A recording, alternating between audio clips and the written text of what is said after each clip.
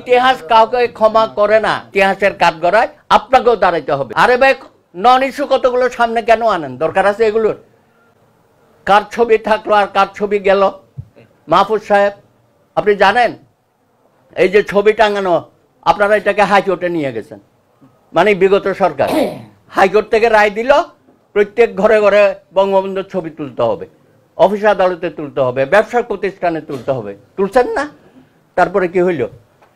যে হাইকোর্ট আদেশ দিল ঘরে ঘরে বঙ্গবন্ধুর ছবি তুলতে হবে, সে হাইকোর্টে এখন বঙ্গবন্ধুর ছবি নাই। যারা রায় দিয়েছে, যারা রায় দিয়েছে আপিল কোর্টে, 1 নম্বর কোর্টে গিয়ে দেখবেন বঙ্গবন্ধু নাই, হারিয়ে গেছে। সমস্ত জেলা আদালতে বঙ্গবন্ধু নাই, হারিয়ে গেছে। হাইকোর্টের সমস্ত এজলাসে গিয়ে বঙ্গবন্ধুকে খুঁজে পাবেন না। তো রায় নিয়ে তো করেছেন, এখন কোথায় গেছে বঙ্গবন্ধু? তাই তো।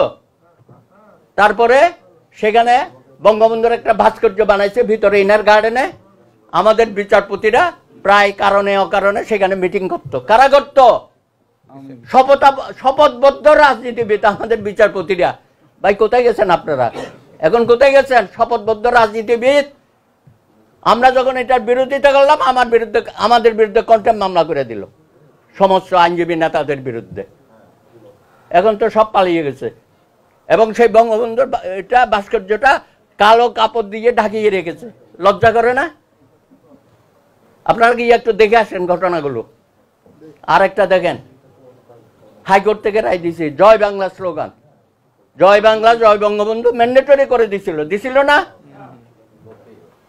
আরে এখন যারা রায় দিছিল, এখন দেখি তাদের মুখ থেকে জয় বাংলা জয় বঙ্গবন্ধু বের হয় না।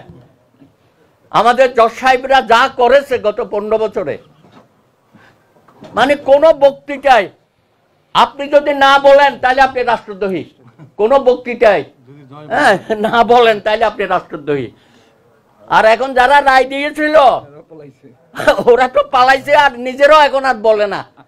সুতরাং ইতিহাস কাউকে ক্ষমা করে না। এই জন্যই বলি, ইউনূস সাহেব সময় থাকতে সাবধান হয়ে যান। আমরা অনেকেই সম্মান করি, আন্তর্জাতিক খ্যাতিমান, ওইটা দিয়ে কোনো কাম হবে না। দেশের মানুষের মুখে যদি আপনি হাসি ফোটাতে না পারেন, তাদের অধিকার, তাদেরকে যদি বঞ্চিত করেন, এই যে ভোটাধিকার নষ্ট করেছে হাসিনা, সেটা খুব দ্রুততম সময়ে জনগণের ভোটে নির্বাচিত প্রতিনিধিদের হাতে ক্ষমতা হস্তান্তর করেন। এটা নিয়ে এদিক সেদিক করবেন না, না হলে ইতিহাসের কাঠগড়ায় আপনাকেও দাঁড়াইতে হবে।